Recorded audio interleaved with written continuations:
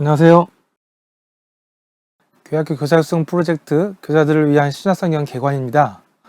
이번에 첫 시간은 신약 전체 개관을 살펴보도록 하겠습니다. 신약성경은 총 27권으로 되어져 있습니다.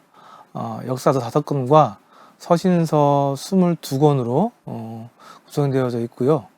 역사서는 복음서, 사복음서 4권과 역사서 1권, 사도행전 이렇게 5권으로 구성이 되어져 있습니다. 그리고 서신서는 바울 서신 13권과 그 외 다른 기자들의 서신인 일반 서신 8권, 그리고 유일한 예언서인 요한계시록 1권으로 이렇게 신약성경은 구성이 되어져 있습니다. 먼저 역사서는 사복음서하고 사도행전이 있는데요. 사복음서에 기록된 예수 그리스도의 역사와 또 사도와 성령님의 역사가 기록된 사도행전, 이렇게 두 가지 종류로 구분되어져 있습니다. 사복음서에는 구약에서 예언되었고 또 보내주시겠다고 약속되었던 메시아 그리스도가 바로 예수님이라는 사실을 증거합니다. 4명의 기록자들이 각자가 바라보는 방향에 따라 4가지 시점으로 또 4가지 방향으로 예수님의 탄생부터 십자가에서 죽으시고 부활까지의 이야기를 통해서 예수님이 메시아이고 그리스도임을 각각 증거하고 있는 이야기입니다. 그리고 한 권의 역사서인 사도행전에는 예수 그리스도의 십자가 사역을 통해서 교회가 탄생하는 이야기와 예루살렘에 탄생한 이 교회가 어떻게 유대와 사마리아와 땅 끝까지 전해지는지 이러한 이야기를 담고 그리고 있는 것이 사도행전이 되겠습니다. 신약성경의 많은 부분을 차지하고 있는 것은 서신서입니다. 총 21권의 서신과 1권의 예언서로 구성되어져 있습니다. 사도들의 전도로 땅 끝까지 복음이 전파되었고 여러 지역의 교회가 탄생했습니다. 사도들은 한 교회에 오랜 시간을 머무를 수 없었기 때문에 교회 성도들의 후속 양육을 위해 많은 편지를 쓰게 되었습니다. 이 편지들이 신약에서 기록된 서신서들입니다. 신약의 서신서들은 바울이 기록한 13권의 바울 서신과 그 외 다른 사도들이 기록한 8권의 일반 서신으로 분류될 수 있습니다. 총 13개의 사도 바울 서신은 교회에 보낸 9개의 서신과 개인에게 보낸 4개의 서신으로 되어져 있습니다. 그리고 8권의 일반 서신은 다른 사도들이 교회나 개인에게 보낸 편지인데요. 이 서신서들이 그 당시 특정한 교회나 개인에게 보내졌지만 오늘날 전체 교회에 보낸 편지로 볼 수 있습니다. 그리고 성경의 마지막 책 요한계시록은 서신서와 예언서의 모양을 다 가지고 있는 책입니다. 그래서 서신서이면서도 예언서가 되겠습니다. 요한계시록은 교회의 미래 모습을 예언한 기록으로 신약의 유일한 예언서이며 구약의 창세기와 함께 성경의 처음과 마지막을 장식하는 아주 귀한 책입니다. 신약성경은 예수님의 십자가의 구속사역의 기초 위에 성령님께서 진리로 세우고 계신 교회를 잘 보여주고 있습니다. 이렇게 예수 그리스도의 초림과 재림 사이를 살아가고 있는 우리는 신약성경을 통해서 귀한 하나님의 메시지를 들을 수 있습니다. 네, 이상으로 신약성경 전체 개관을 마치도록 하겠습니다. 감사합니다. 안녕하세요. 이번에는 마태복음에 대해 살펴보겠습니다. 마태복음은 신약성경의 첫 번째 책으로 예수님의 생애를 기록한 사복음서 중에 제자였던 마태의 기록입니다. 예수님의 족보와 탄생 이야기, 동방박사들의 방문 이야기 등을 통해 예수님이 구약에 예언된 유대인의 왕이시고 메시아이심을 설명하고 있습니다. 이 마태복음의 저자는 예수님의 12제자 중에 하나였던 세리 마태로 보입니다. 마태복음 본문에 드라크마, 달란트 등 화폐 단위에 대한 용어가 자주 등장하는 것은 저자가 돈에 관련된 일을 하는 세리였음을 간접적으로 증거하고 있습니다. 세리였던 마태는 부유층에 속하는 지식인이었으면서도 자신의 부끄러운 직업을 언급하여 자신을 낮추고 죄인 취급받는 자신을 제자로 받아주신 예수님의 은혜를 증거하는 겸손한 모습을 보여주고 있습니다. 이 마태복음의 기록 시기는 정확히 알 수 없습니다. 다만 예수님의 부활이 일어난 후 상당한 시간이 흘렀고 예루살렘의 멸망을 예언하고 있는 것으로 보아 예루살렘 멸망 전에 기록한 것으로 추측할 수 있습니다. 이때에도 대부분 유대인들은 여전히 예수님을 메시아로 믿지 않고 있었고요. 예수님의 부활이 조작되었다는 잘못된 소문까지 돌고 있었습니다. 그래서 마태복음의 기록 목적은 예수님이 구약에 예언되었고 그 예언을 성취하신 메시아임을 증명하고 있습니다. 그리고 예수님이 아브라함의 혈통이며 다윗의 왕 자손임을 강조하여 예수님이 구약에 예언된 유대인의 왕이심을 증거하기 위해 기록되었습니다. 나아가 잘못된 예수님의 부활 소문에 대해 예수님의 부활이 사실임을 증언할 필요가 있었을 것입니다. 이 마태복음의 두드러진 특징은 마태복음이 신약과 구약을 연결하는 가교 역할을 하고 있다는 것입니다. 책 처음에 나오는 족보를 통해 구약의 아브라함과 다윗을 신약의 예수님과 연결하고 있습니다. 예수님이 유대민족 중에서도 왕의 혈통에서 나신 왕이심을 보여주고 있습니다. 그리고 전체적으로 유대교적 분위기가 강하게 나타납니다. 50회 이상 구약 말씀을 인용하고 유대인들이 입에 담기 어려워하는 하나님의 나라 대신 천국이라는 단어를 사용하고 있습니다. 그리고 원래 히브리어로 기록되었습니다. 그리고 마태복음의 본론 구성도 구약책의 모세오경을 연상하는 듯하게 5개의 예수님 가르침으로 구성되어 있습니다. 이 마태복음이 유대교적 색채가 강한 책이지만 상반되게도 복음의 보편성을 보여주고 있습니다.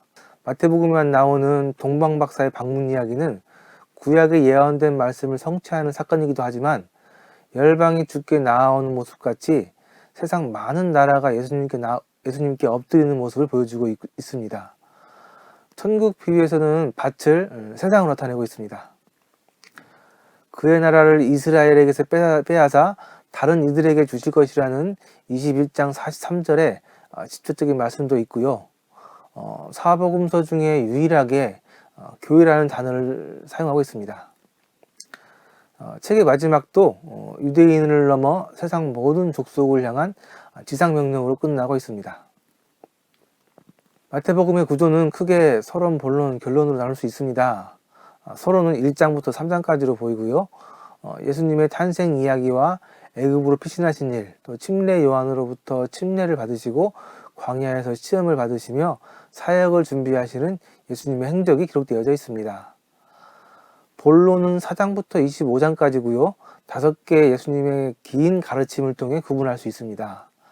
각 단락마다 여러 곳을 다니시며 하나님의 나라를 전파하십니다. 마지막 결론 부분은 26장부터 28장까지고요. 마지막 유월절 만찬과 십자가 사건 이후의 부활과 마지막 지상명령을 통해 사역을 마무리하고 계십니다.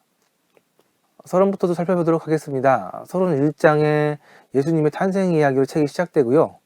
아브라함, 다윗, 바벨론으로 가서 바벨론에서 복귀해서 예수님까지 이 의도적인 14대 간격의 족보를 통해서 구약과 신약을 연결하고 있습니다. 2장에는 동방박사들의 방문과 예수님 가족이 애굽으로 피신했다가 나사렛으로 가게 되는 모습을 통해 구약의 예언을 성취하고 있습니다.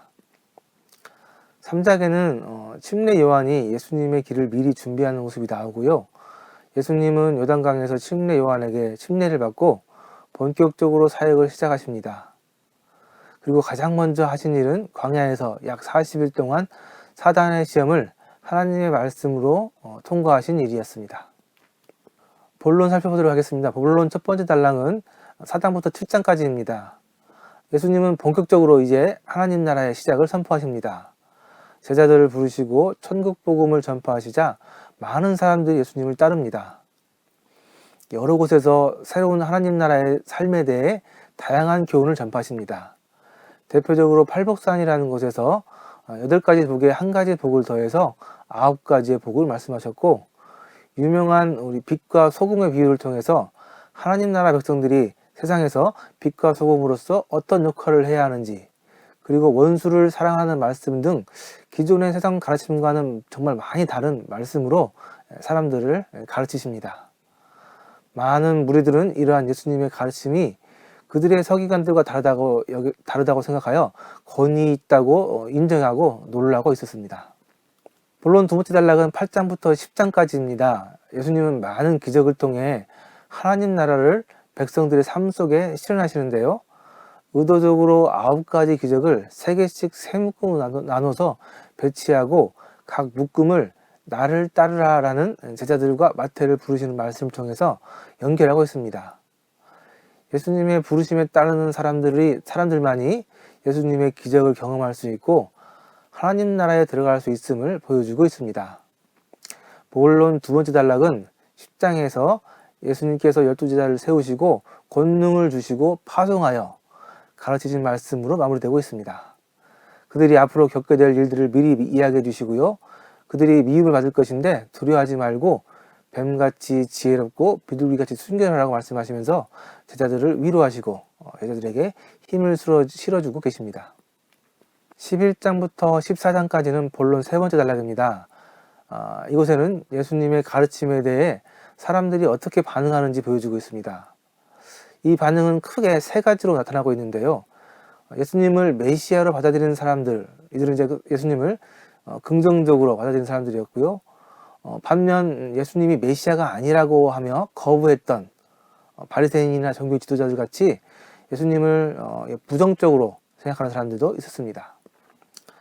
중립적으로 예수님이 정말 메시아가 맞는가라고 의심을 품는 사람들도 있었습니다. 대표적으로 예수님의 가족들, 또 침례 요한도 이렇게 한때는 예수님이 메시아가 맞는지 의심을 품었던 사람들이었습니다.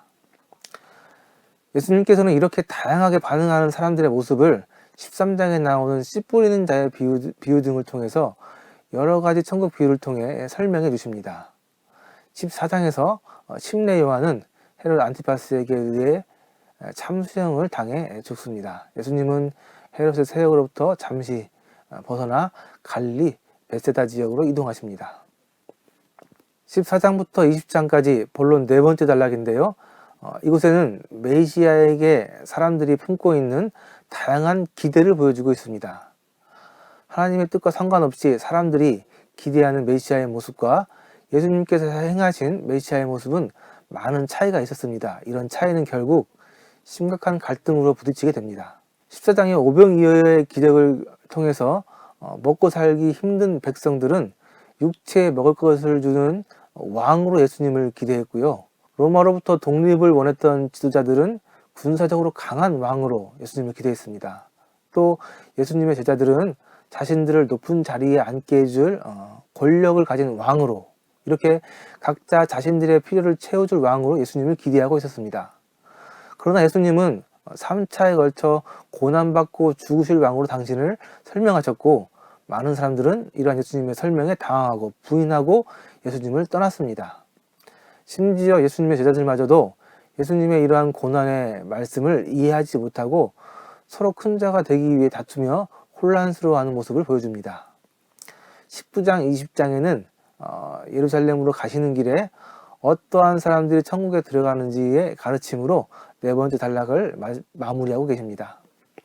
21장에서 25장까지 본론 마지막 다섯 번째 단락에는 예수님께서 예루살렘에 입성하시면서 사람들이 기대했던 메시아의 나라와 하나님의 나라가 부딪히게 되어 갈등이 극에 달하게 됩니다. 성전에 입성하시자마자 예수님은 성전 정화 사건을 통해 갈등을 극한으로 끌어가시고 종교 지도자들과 수많은 논쟁을 통해 대립하십니다. 화이트 진저라는 말씀으로 서기관들과 바리새인들을 꾸짖으시고 그들을 본받지 말라고 말씀하셨습니다. 이러한 예수님의 행적은 이스라엘 지도자들이 예수님을 죽이기로 결정하게 만듭니다. 23장에 예수님은 비극적인 예루살렘의 멸망을 바라보시며 탄식하시며 아파하십니다. 다섯 번째 단락 예수님의 마지막 가르침은 예수님의 재림과 종말에 대한 교훈이었습니다. 재림과 종말의 징조, 또 달란트 비유, 열처녀 비유, 또 양과 염소의 구분 등을 통해서 마지막 때에 어떤 일이 있을 것인지 말씀해 주셨습니다. 26장부터 28장까지는 결론 부분입니다. 26장에 향이 부은 마리아의 이야기와 함께 유다의 배반을 통해 예수님을 죽일 음모가 진행되고 있습니다. 예수님께서는 제자들과 마지막 유월절을 보내게 되십니다. 최후의 만찬을 통해 떡과 포도주가 예수님의 몸과 피라는 새로운 은혜의 법을 선포하시고 마가의 다락방에서 겟세마네 동산으로 이동하십니다. 예수님과 제자들은 겟세마네 동산으로 이동하셔서 기도하시고 가룟 유다가 데려온 무리들에 의해 예수님은 체포당하십니다. 체포 이후에 급하게 진행된 재판을 받고 예수님은 십자가에 달려 죽으시고 부자였던 아리마대 사람 요셉의 무덤에 장사되십니다. 27장의 무덤을 굳게 지킨 병사의 이야기를 통해 예수님의 죽음이 조작될 수 없었음을 다시 한번 증언하고 있습니다. 28장에서 예수님은 부활하시고 경비병의 보고를 통해 다시 한번 예수님의 부활 도작에 대해서 이야기하십니다. 그리고 마지막으로 예수님께서는 대사명을 제자들에게 주십니다. 모든 민족을 제자 삼아 침례를 주고 가르쳐 지키게 하라는 이 땅에서 가장 높은 명령과 함께 세상 끝날까지 예수님은 우리와 함께 하시겠다는 소망의 말씀으로 마태복음은 마무리됩니다. 마태복음은 이렇게 사람과 함께하기 위해 인간으로 탄생하신 임마누엘의 하나님으로 시작해서 마지막까지 대사명을 주시면서 우리와 함께 하시겠다는 임마누엘의 말씀으로 끝나는 소망의 책입니다. 네, 이상 마태복음 개관을 마치도록 하겠습니다. 감사합니다.